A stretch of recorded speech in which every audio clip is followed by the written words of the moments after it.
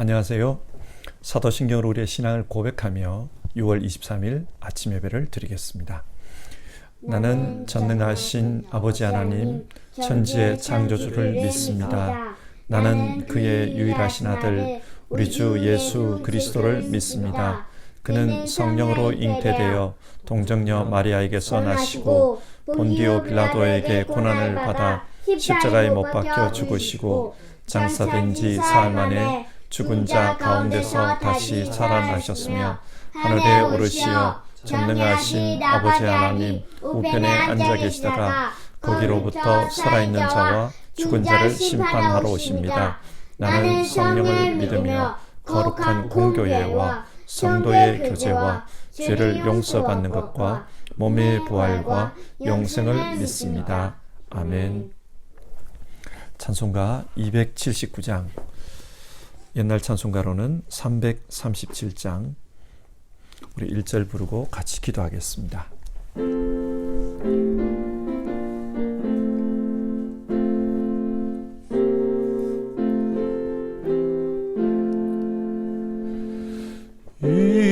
인애하신 구세주여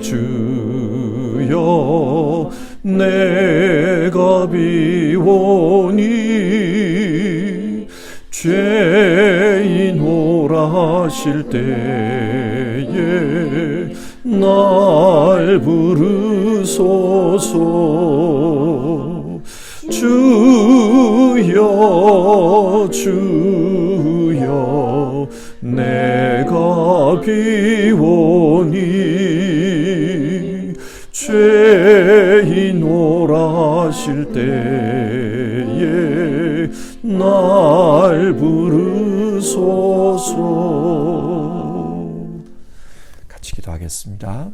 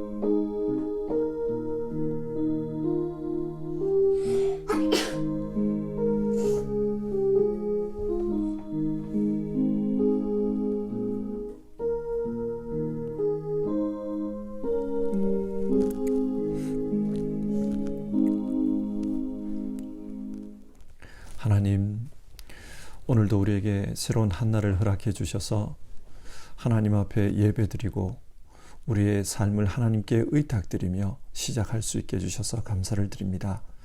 하나님, 우리 모두는 자기의 인생을 구원할 만한 능력이 없습니다.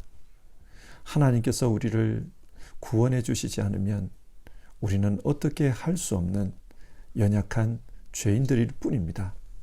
하나님, 죄의 습성을 버리고 정말 하나님만을 믿으며 살겠노라 그렇게 결단하고 살아가지만 돌아보면 우리 안에 후회되는 일들과 하나님 앞에 죄송한 일들이 참 많습니다.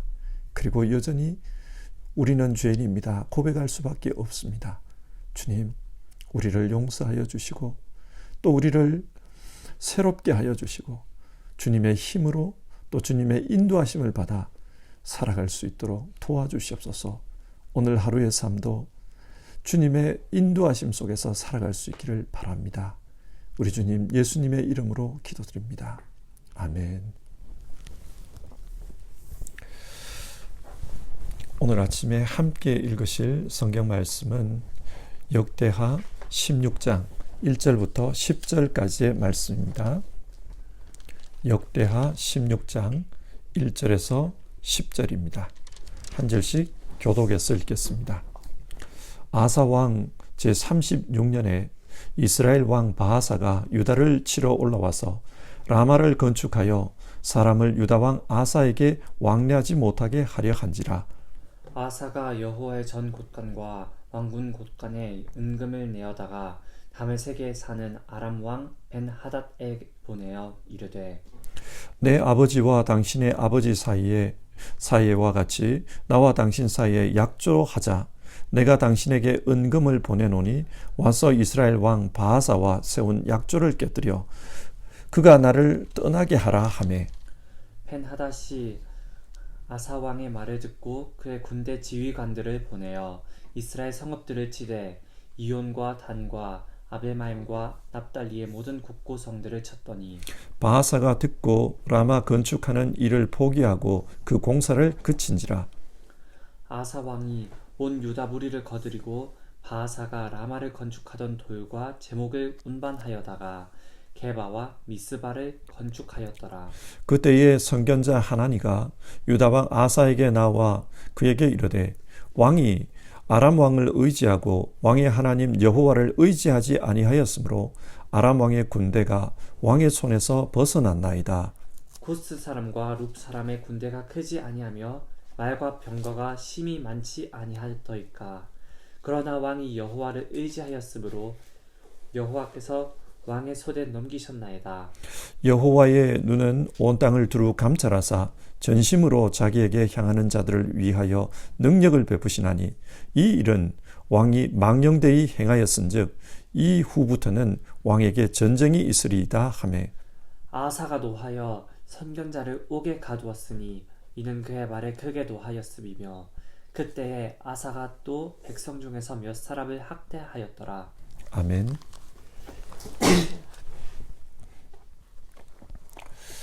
역대기는 이스라엘의 역사를 기록한 책입니다. 하나님은 역사를 통해서 사람들에게 교훈을 전달하고자 합니다.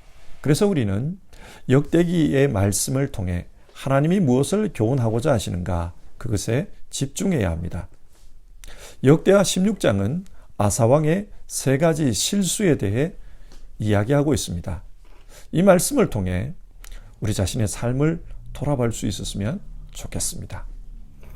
먼저 아사왕의 첫 번째 실수는 하나님과의 언약을 깨뜨린 것입니다.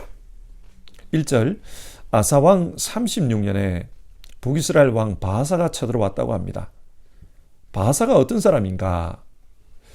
북이스라엘을 시작했던 여로보암 왕이 죽고 그의 아들 나답이 왕위를 물려받았습니다. 그런데 나답의 힘이 미약했던 것 같아요. 그래서 왕위에 오른 지 2년쯤 되었을 때 바하사가 쿠데타를 일으킵니다. 그리고 나답을 죽이고 정권을 찬탈한 것입니다.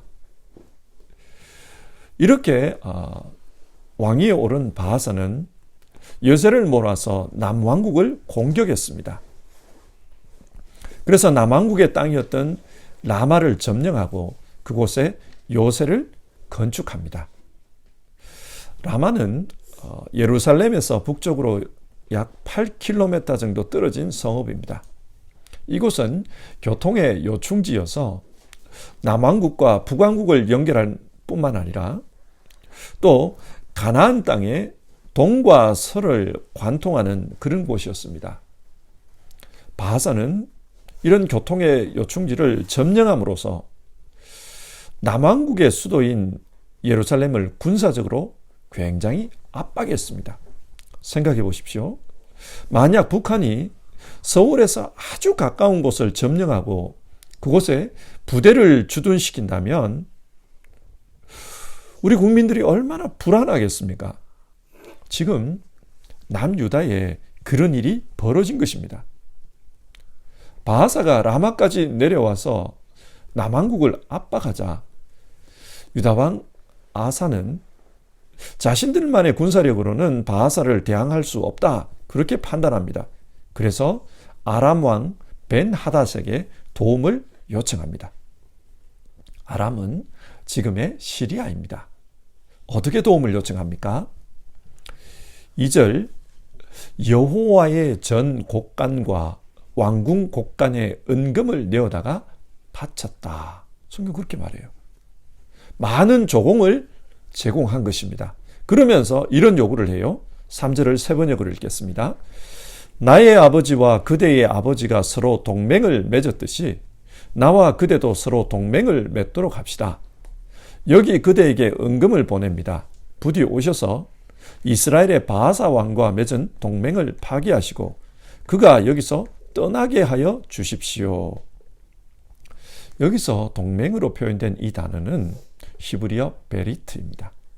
이 베리트는 많은 경우 성경에서 언약으로 번역이 됩니다. 자, 아사왕이 지금 무슨 잘못을 한 것입니까? 15장에서 아사왕은 종교개혁을 했습니다. 그리고 그 종교개혁을 하면서 하나님과 언약을 맺습니다. 그래서 어떤 경우에도 하나님만 찾기로 백성들과 하나님 앞에서 맹세를 했습니다. 그런데 시간이 지나고 군사적인 어려움을 만나자 하나님을 찾는 것이 아니라 세상의 힘을 찾습니다. 그래서 성전 곳간에 있는 은금을 가지고 하나님 집에 은금을 가지고 세상 왕, 아람 왕, 베나닥과 언약을 맺습니다. 이것이 의미하는 것은 아사왕이 하나님과의 언약에 더 이상 신실하지 않다라는 뜻입니다. 여러분, 지금까지 신앙이 좋았던 아사왕이 왜 이런 일을 했을까요? 하나님은 아사왕의 신실함을 보고 그에게 축복으로 평강을 주셨습니다. 그래서 14장을 보면 아사왕 통치 초반부 10년 동안 그 땅에 평강이 있었다고 합니다. 그리고 15장에서도 아사왕이 전심으로 하나님을 찾고 하나님과 언약을 맺자 제15년부터 35년까지 20년 동안 그 땅에 전쟁이 없었다. 평강을 주셨습니다. 그런데 왜 제36년에 바하사가 쳐들어왔을까요? 지금 성경이 말하고 있는 것은 바하사가 쳐들어와서 아사왕이 하나님과의 언약을 깬 것이 아니라 이미 하나님과의 언약에 신실하지 않았기 때문에 바하사가 쳐들어왔다. 그것을 말합니다. 아사왕이 변질이 된 것입니다. 오랜 시간 동안 평안이 임하자 그의 신앙이 나태해졌습니다. 그리고 하나님을 의지하는 그런 마음이 사라진 겁니다. 자, 아사왕의 동맹 요청에 아람 왕은 어떻게 반응합니까? 그는 아사왕이 보낸 많은 은금을 보고 북이스라엘과의 동맹 관계를 파기해버립니다. 그리고 북이스라엘을 공격합니다. 그러자 바하사가 당황합니다. 그래서 라마에서 군대를 철수시키고 다시 북으로 돌아갑니다. 이것을 본 아사는 라마성을 건축할 때 쓰던 그 자재를 가지고 게바와 미스바를 보수했다고 합니다. 게바와 미스바, 이 두 성읍은 라마보다도 좀 더 북쪽에 있는 그런 성읍입니다. 그러니까 국경선을 라마에서 전보다 더 북쪽으로 그렇게 밀어붙인 겁니다. 자, 결과만으로 보면 아사왕의 선택은 성공한 것으로 보입니다. 바하사 왕은 철수했고 유다는 다시 그 라마를 되찾았으며 또한 국경을 더 북쪽으로 넓혔으니까 말입니다. 그러나 이스라엘 역사를 장기적으로 보면 이 아사의 선택은 유다의 큰 불행이 되었습니다. 원래 아람은 솔로몬 당시에 이스라엘에 조공을 바치던 나라였습니다. 그런데 이 사건 이후로는 유다가 아람에게 조공을 바치는 그런 나라가 되고 맙니다. 그리고 아람은 이 사건 이후 지속적으로 유다의 내치에 간섭을 합니다.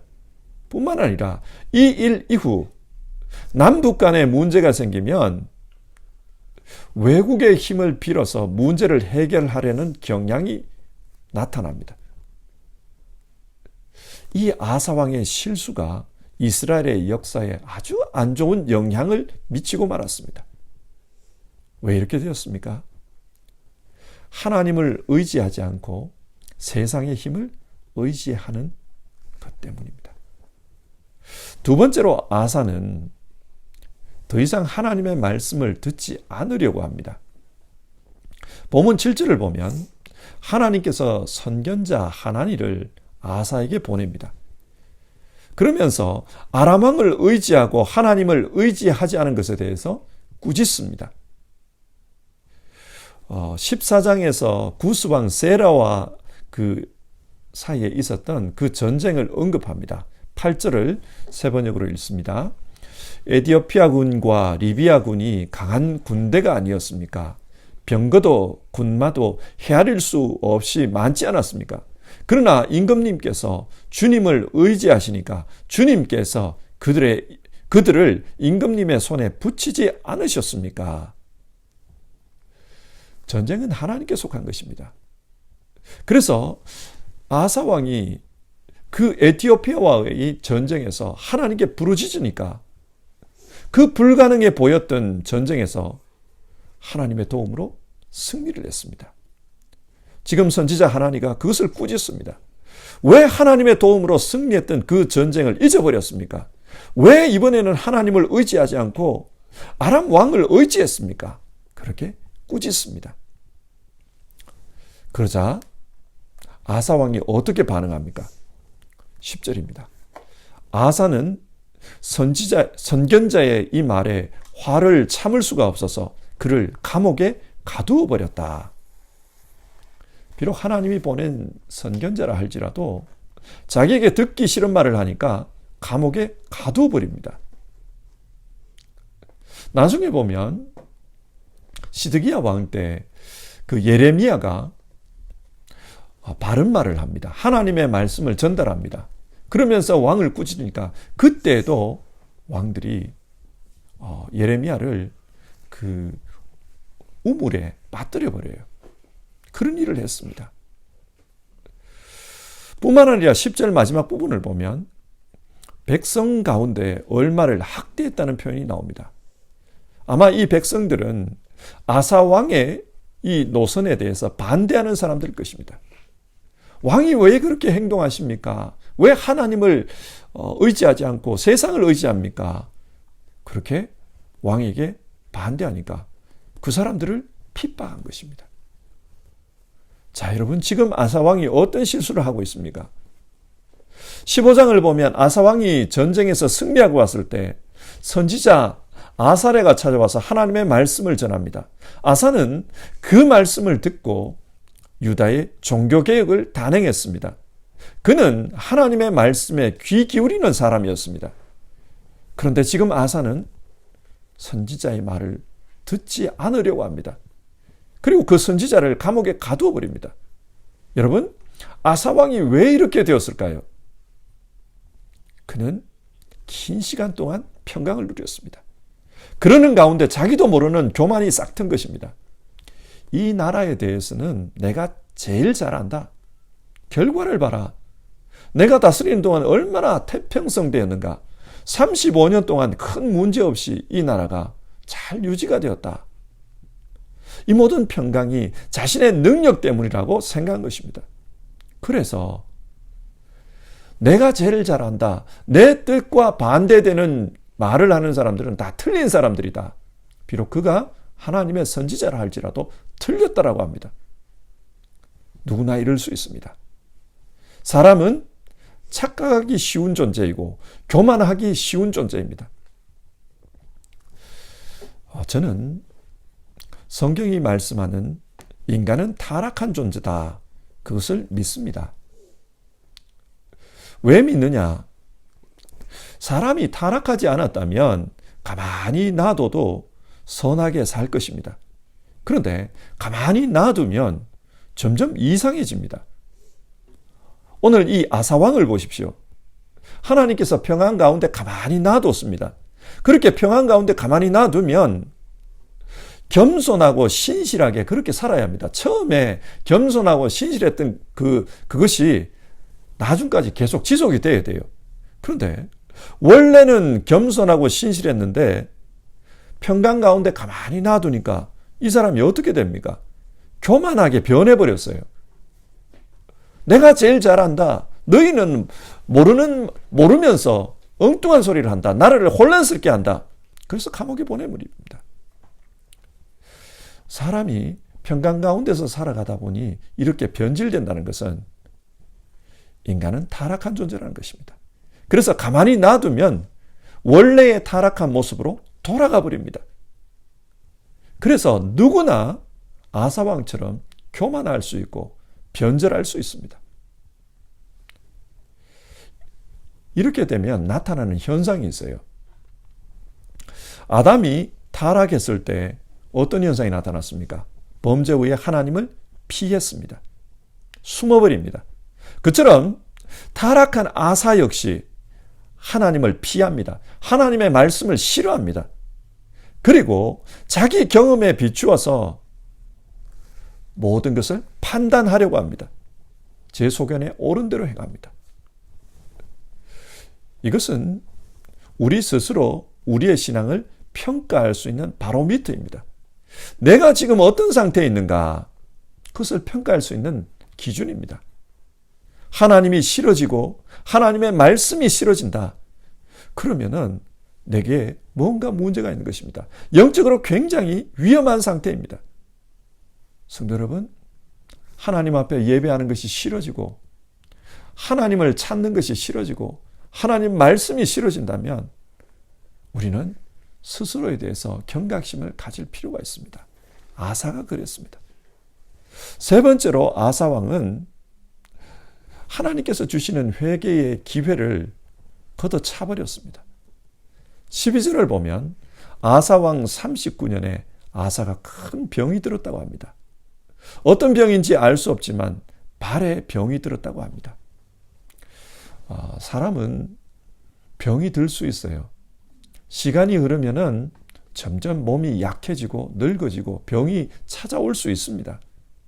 그런데 오늘 성경 말씀은 36년에 하나님과의 언약을 깨었다. 그리고 3년 후인 39년에 큰 병이 들었다. 무슨 말입니까? 이 병은 하나님의 징계라는 뜻입니다. 자, 이렇게 병이 들었을 때 아사는 하나님께 구하지 않고 의원들을 찾았다. 그렇게 말합니다. 병이 들었을 때 의사를 찾아가는 것이 잘못된 것은 아닙니다. 그러나 지금 성경이 말하는 것은 선지자를 보내 꾸짖었지만 그것을 듣지 않았다는 거예요. 그래서 하나님께서 깨닫게 하시려고 질병을 주셨다는 겁니다.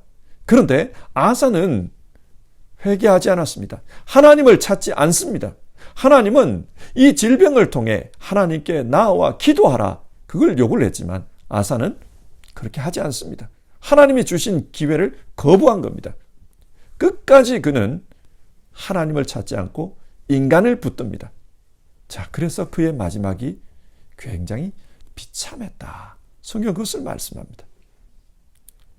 성경의 위대한 왕들은 다들 하나님 앞에 회개하고 부르짖는 그런 사람들이었습니다. 다윗을 보십시오. 그는 자기의 실수에 대해서 정말 침상이 젖을 정도로 회개했습니다. 하나님께 부르짖었습니다. 또 역대기가 훌륭한 왕으로 내세우는 히스기야를 보십시오. 그 역시 질병이 들었을 때 하나님 앞에 눈물로 기도하는 사람이었습니다.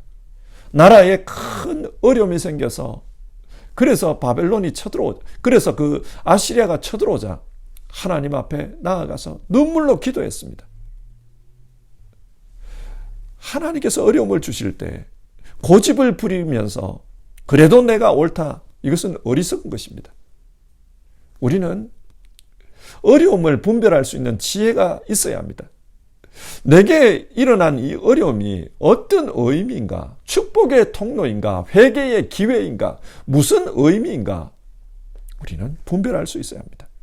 그리고 정말 하나님께서 너가 돌아왔으면 좋겠다. 그런 의미로 주신 어려움이라면 하나님 앞에서 돌아가 하나님 앞에 기도하는 것, 그것은 정말 하나님이 기뻐하시는 일입니다.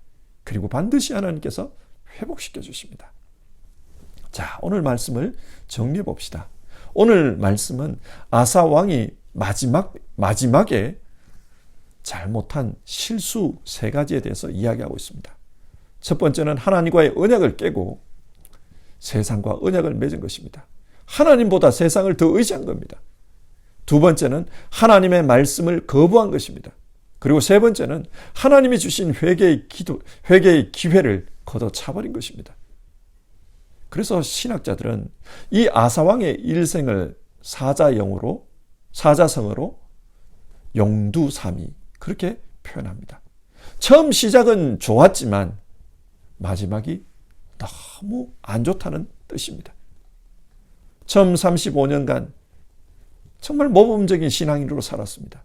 그러나 마지막 6년은 전형적으로 타락한 신앙인의 모습을 보여주고 있습니다. 성경에는 이런 아사와 비슷한 경우가 종종 등장합니다. 대표적으로 사울 왕을 보십시오. 사울이 처음 왕이 되었을 때 얼마나 겸손했습니까? 그래서 하나님께서 그 겸손함을 보시고 기뻐하셨습니다. 그러나 그의 마지막은 너무 비참했어요. 하나님을 떠나버렸습니다. 하나님을 등졌습니다. 솔로몬은 어떻습니까? 처음에는 겸손하게 하나님께 지혜를 구하며 일천번제를 드렸습니다. 정말 신앙적인 모습이었어요. 그러나 그의 마지막은 우상을 숭배하는 모습으로 끝납니다.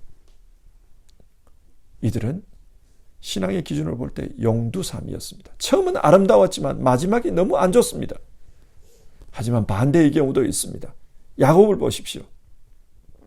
야곱의 처음 모습은 형을 속이고 아버지를 속이는 사기꾼의 모습입니다. 그러나 그의 마지막은 이스라엘 12지파의 아버지로서 예언자의 모습을 보여줍니다.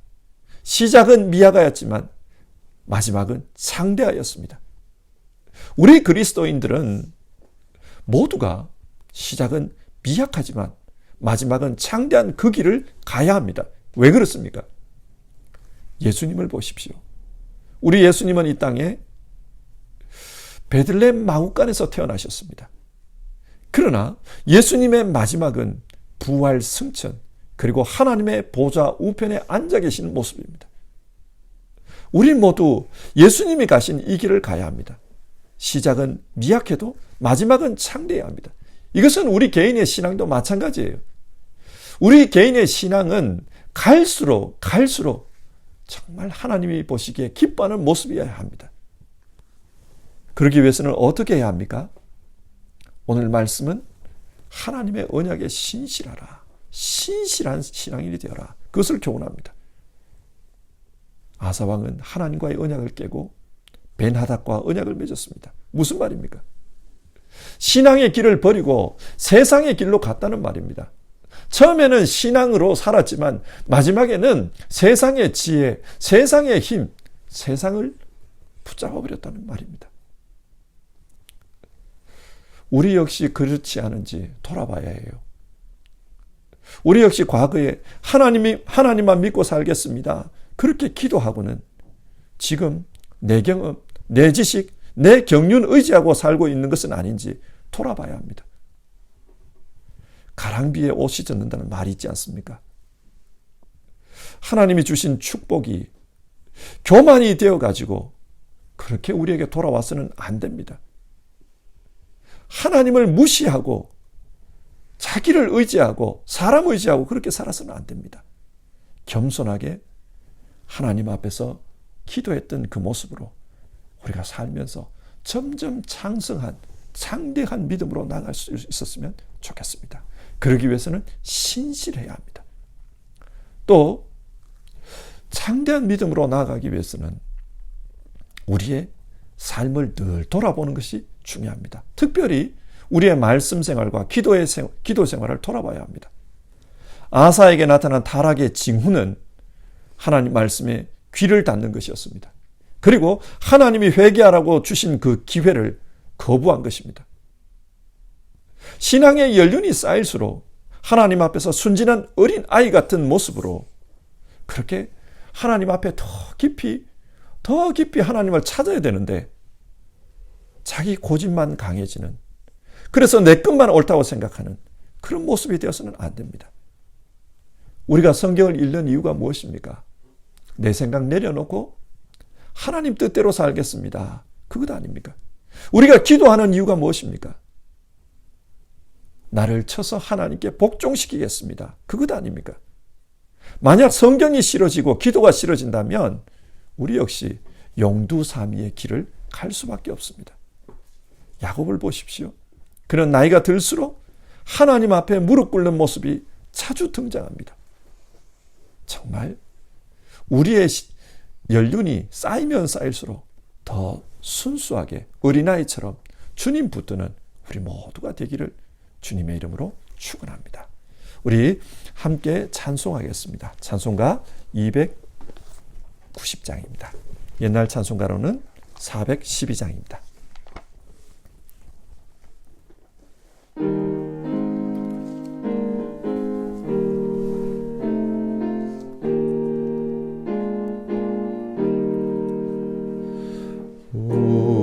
우리는 주님을 늘 배반하나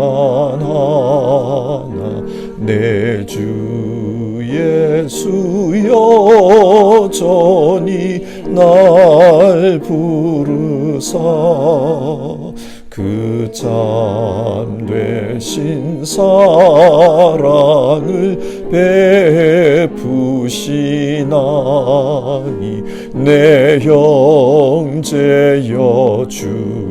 주님을 곧 따르라.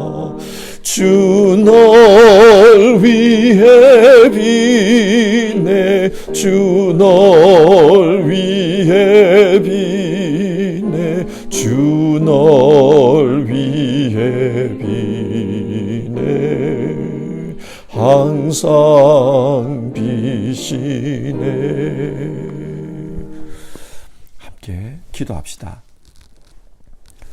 오늘 우리가 살펴본 아사왕의 이야기는 처음은 좋았지만 마지막은 비참했던 한 신앙인의 모습을 잘 보여줍니다. 신앙은 처음이 중요한 것이 아니라 마지막이 중요합니다.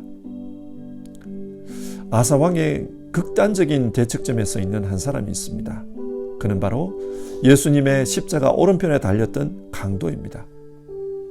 그는 평생을 강도로 살았지만 마지막에 주님과 함께 낙원에 들어갑니다. 주님을 붙들었기 때문입니다.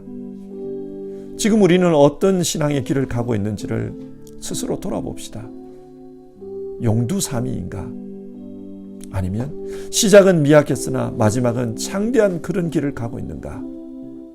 바라기는 우리 모두 시간이 지날수록 창대한 신앙인이 되었으면 좋겠습니다. 그러기 위해서 이 아침에 같이 기도해 봅시다. 하나님, 정말 하나님과의 언약에 신실한 삶 되게 하여 주시옵소서. 우리는 예수님의 십자가에서 하나님과 언약 맺은 사람들입니다. 정말 예수님 십자가 우리 기억하면서 신실한 신앙인으로 겸손하게 살아갈 수 있도록 도와주시옵소서. 또 말씀과 기도 가운데 나 자신을 돌아보며 어린아이와 같은 순전한 마음으로 신앙할 수 있도록 도와주시옵소서. 우리 이 시간 같이 기도해 봅시다.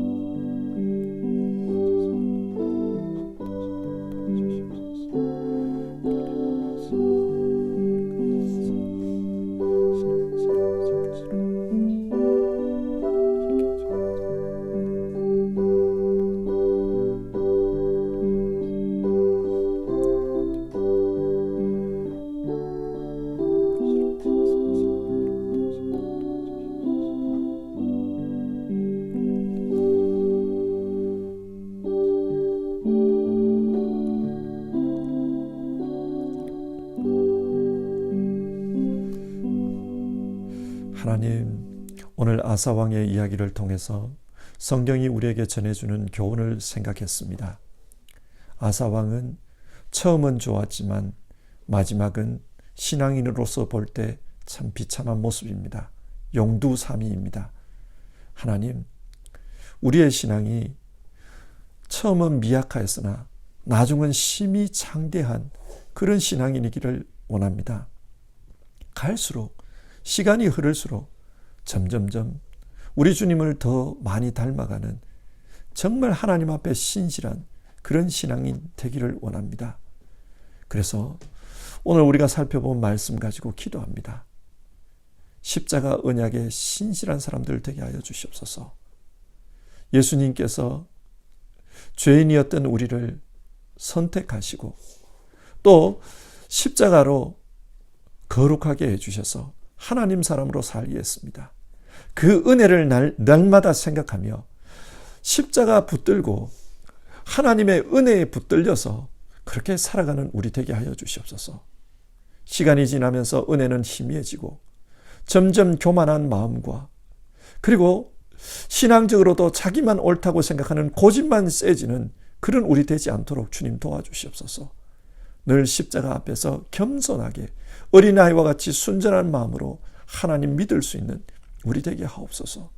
또 하나님의 사람으로서 말씀과 기도 생활을 통해 우리 자신을 철저히 돌아보게 하옵소서. 말씀과 기도를 통해 쳐서 우리를 하나님 앞에 복종시키는 그런 삶이 늘 있게 하여 주시옵소서. 그래서 변질되지 않고 정말 처음부터 끝까지 신실하게 주님의 사람으로 살아가는 우리 모두 될 수 있도록 도와주시옵소서. 하나님, 오늘 하루도 주님 앞에서 예배드리며 하루를 시작하는 모든 성도님들 정말 주님 앞에서 가면 갈수록 창성해지는 그런 신앙인들 다 되도록 축복해 주시기를 바랍니다. 우리 주님 예수님의 이름으로 기도드립니다. 아멘. 하늘에 계신 우리 아버지, 아버지의 이름을 거룩하게 하시며 아버지의 나라가 오게 하시며 아버지의 뜻이 하늘에서와 같이 땅에서도 이루어지게 하소서. 오늘 우리에게 일용할 양식을 주시고 우리가 우리에게 잘못한 사람을 용서하여 준 것 같이 우리 죄를 용서하여 주시고 우리를 시험에 빠지지 않게 하시고 악에서 구하소서. 나라와 권능과 영광이 영원히 아버지의 것입니다. 아멘.